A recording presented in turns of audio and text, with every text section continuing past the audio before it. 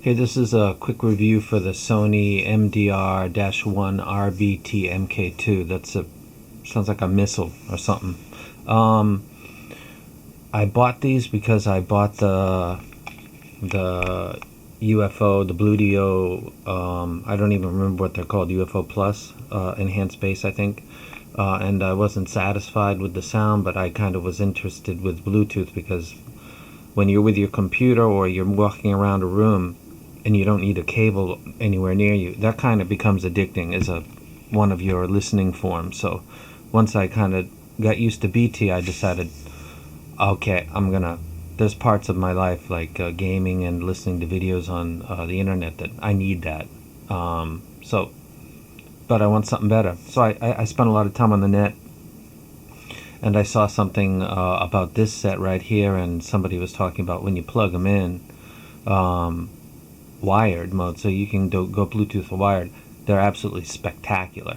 And I thought, I'm going to do both. So if you're listening to Bluetooth, you're listening to a signal being sent over a protocol like Wi-Fi. So it's the zeros and ones are floating through the air pretty much. So if you're an audiophile, where you're obsessed with the highest quality sound that you can get, Bluetooth is not going to do that anyway. But it can be really good, but it's not going to be comparable to something that's hardwired. It just is. It's science, man. Science for the win again. So understand the Bluetooth is not going to give you the most powerful bass that you're going to get like you would get with wired, and it's not going to give you the best sound like you would get wired, because of the way that it's sending it through the air, and you've got Wi-Fi signals, you've got other things that are sending out signals. It's a chaotic mess of signals that when you're wired and shielded, you can still be victimized by. And when you're sending that signal out through the air with everything else that's traveling through the air, whether it's your neighbor's Wi-Fi or whatever, the chance of having sound degraded slightly is much higher in Bluetooth mode. So you go into that knowing that, and accept that. So I did, and I went ahead and got this one. And this is the it's a box, and it's got the tech stuff on the back. It's got S-Master digital amplifier, no idea what that is, aptX DSEE, which is the enhanced DSP thing that's also in the PHA3, and the other stuff that I can't read because it's in Japanese. Anyway, whatever. Comes in a box. It's actually kind of similar to their higher end products, the way that they package this, which was a big surprise. Comes like this. Take it out. It doesn't fold up, but what it does do is it lays flat like this on your table. These are one of the most comfortable headphones I've ever used. I don't often watch Zeos's videos, though I've come to respect him more because he's not a slave to the companies and he doesn't need them. They kind of need him, so he can say whatever the hell he wants. He tends to ramble like I do, so if you want technical stuff, you don't go to him, but if you want an honest opinion, Zeos would give that to you. So I got respect for the guy. He did one of the versions of this, not the Bluetooth, I'm pretty sure, and he was noting how these are they just melt onto your head. And they do. They're light. They're super comfy. Clamp force is perfect. It's not tight. It's not loose. And these are, I think, real leather, to be honest with you. I think that these are actually genuine leather. I'm pretty sure that they are. They feel. You think that, oh, that's sweat. Nah, not really. These are so damn comfortable. And they've got if you get a phone call, you push the button over here. It's got a next track, previous track, push it down for a pause, push it again for play. It's got NFC, like a something, whatever that is, and you can select it. Maybe it's for easier pairing, and then you've got your volume up and down on this side. And over on here, which I kind of like, and kind of, it's nice that it's all stealthy and stuff, but if you want to use your plug, you've got to take this out. So there's your headphone input. So this really is a Bluetooth headphone in their mind, because they're making you open up a little flap to even plug it in. But the thing is that when you listen to these in wired mode, these are absolutely fantastic. I was using the Mojo, and I was listening to I use my own album art. I love that picture. This is Dark Side of the Moon, On the Run. People who know me know I use this song for panning and detail, and listening to that woman's flight announcements in the airport. She's talking to people to get their passports ready and line up at gate, whatever she's talking about. It's a great kind of measure. And by the way, look at that black case. Bam. Very, very nice. Listen to these wired mode, just for the hell of it, and these are really, really nice. These are not bass heavy. They're very, very balanced, but they've got a gobs of detail when they're in wired mode, and they come with. I love Sony's cables. This is like a ribbed cable, and it would plug in. So it's standard. It's not balanced. And I compared it with the EX1000s in balance mode. It's just not fair, but I'm not. Who cares about fair? I don't really. The good sound is good sound, and then everything else is less than that. And these sounded really, really, really nice. When I listened to hip hop, the bass was all right.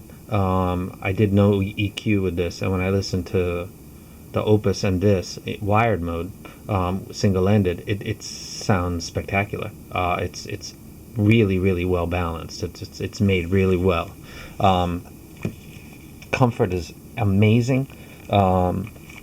Storage, I guess, carrying this around, this is nice. And let me tell you something about Sony, because you see lots of Sony stuff on my channel. Sony was the first computer I ever bought, which is a Sony Vaio, and it was a chaotic nightmare. It was a piece of crap, and everything needed a special Sony cable. And if I wanted to interface something with another thing, I needed a cable that only worked with a Sony, and it was just an endless proprietary experience that just made me learn how to build my own computer. Buy the box, get the motherboard that you want, get the... long before people were doing this regular, I was doing this years ago. I was actually building computers for other people, because it's like a puzzle. You've got your CPU, you've got your RAM, you've got your sound card, you've got your video card, you've got your hard drives, and that's pretty much it. It's like a 6-7 piece puzzle that you put together. So Sony Vaio was so bad that I learned how to make my own computer, and I could get custom cases and water cooling and all kinds of crazy stuff. So I got to thank them for that, but it's because they sucked. And then they did a thing with I haven't bought a CD in years. Where do I get my music? None of your business. I'm a believer that the internet was created by people that were trying to exchange information between universities, and it was never intended to be some massive financial win for the corporate people that have taken it over, which they have. So I'm from the old school of thinking about what the internet's purpose is supposed to be, so I won't get any further into that. But they apparently released some DVDs or CDs that had something that embedded itself. It was basically a rootkit, and it left people's PCs vulnerable. So a company, Sony, that sells music, was so paranoid of having their music copied that they installed rootkits onto people's computers, and they were sued, and it was a big fiasco. And ironically, Sony sells blank DVDs and CDs, so they want you to put stuff on their stuff, but not their stuff. Don't put Sony's stuff on Sony's other stuff, basically, is what it became. So I don't want to go off on a ramble, but I really had my image of Sony. And also, Sony was so bad like 4 years ago that they lost more money than any modern company since like stock trading has become, I don't know when that would be, but their quarterly loss was the biggest in history at that time. They were removed from Japan's pension system investment fund, where they invest people's money automatically because it's like gold rating stock. They were removed completely at that time because they couldn't be trusted at all. So Sony is not a Sony doesn't know me. They think I live in Hawaii. I've contacted them on Head5. They're totally, they're just like, hey, yeah, whatever. And Hawaii, we don't know about that and contact. And I'm like, yeah, hey, wait, I'm from Hawaii, but I live in Japan. Yeah, what more? Forget it. Anyway, so how many 750s and 800s and Sony stuff has been sold as a result of the thread that we do and the stuff that we talk about. Man, tons of stuff, tons and tons of stuff, but they have no idea who I am, and I think that's a good thing. And I have an allergy to their history. The computer was a nightmare. Getting them to fix things was like ripping teeth out of my head.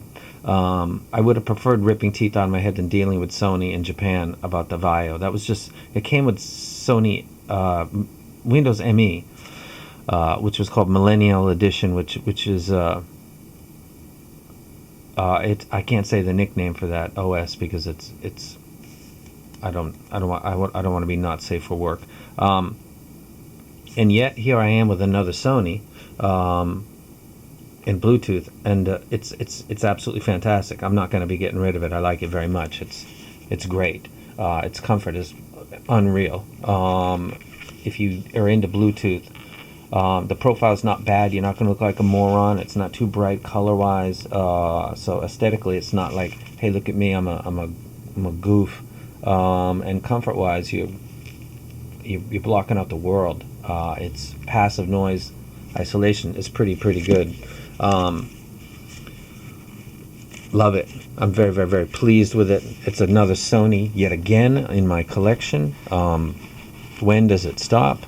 Why is life such a trip? Why do you like things and then you get closer to them, like other companies that I've gotten closer to on Head5, only to find out that they're really, really average people, and they have bad manners, so you don't deal with them. And then there's other companies that you think, I'm never going to touch their crap again, and suddenly you got a bunch of their stuff.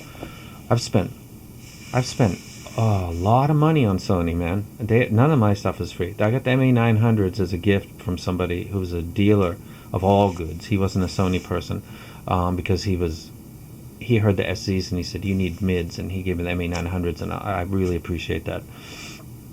So that's the MDR. I'm trying to read it. 1RBT MK2. It's the second version. I think the original didn't have APTX support. It's well presented, it's well packaged, and it's comfortable, and it's probably priced pretty good because they've got newer models right now. I don't know that APTX has a better standard now, or if you bought the new one, it would be a sonic improvement. Before I finish this, another Sony thing. I could stack my Sony stuff. I gotta go ahead and go back to these and say that I apologize to people that I insulted on the net and said that they were shills. Do I think that they're shills? Yes, but I don't know that for sure, so I can't say stuff like that and stick by it. There might be some people that genuinely like this, because I find myself now, because I use these, listen.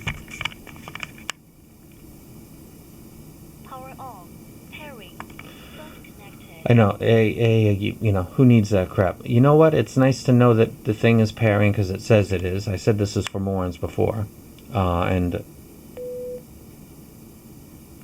power off. And the bass is good because it has a dedicated 50mm driver. And for listening to stuff on, for music, this is the one. But for listening to other stuff, these are better than I said in my review. Sometimes things, do my ears burn in? No, my concept of what is convenient has become a little bit different, and these are actually very convenient. Are they worth the price? I don't know. But my harsh critique of these initially, I take back now and say that these are easy. They pair up easily. I've had no issues with stuff. Battery life is fantastic. It's got a good bass sound when I'm listening to, murder shows on TV where they're talking about famous criminal cases, and they got that bass line that these play that really nice, and they've got a good sense of. I can tell the purpose of the multiple speakers, and they've got a purpose. And these are not sitting on my shelf like some stuff. I use these every day. I use these less than every day, but I need a set that has the ability to play sound at a very high quality in its Bluetooth mode or wired, and that would be the Sony. So, do I recommend them? I recommend you check out the price because it's very probable that they're quite reduced from what they initially were, which is I think $300. So, do I rec them? Yeah, I rec that you take a look at what you can get these for price-wise and compare it to other Bluetooth items, and consider that sometimes you might want to go wired mode. So there's some Bluetooth things that when you plug them in, they actually have less quality. So I've heard, because of the way that they've got them engineered to something is not engaged when it's plugged in. But these actually sound fantastic when they're plugged in, and they sound good when they're in Bluetooth, which is pretty much standard for Bluetooth. It's not the same as being wired for obvious reasons. Science, not opinion. Science. So that's them, the MK2s, based on they did like 4 or 5 versions of this set over here, and this was the second set done off of the 1As or the 1RBTs or the 1Rs. BTs for Bluetooth. So they sound real nice. I like them, and I rambled way too long. Sorry about that.